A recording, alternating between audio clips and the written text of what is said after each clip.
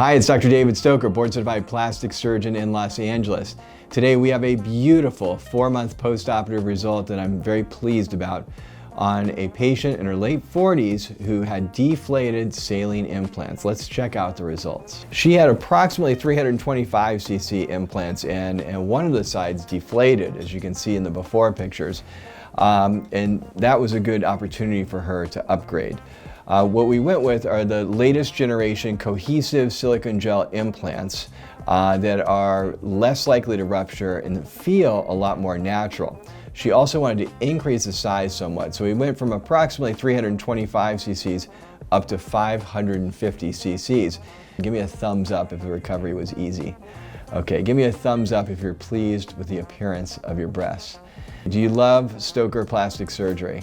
All right, well that's enough. Thank you very much for sharing your story.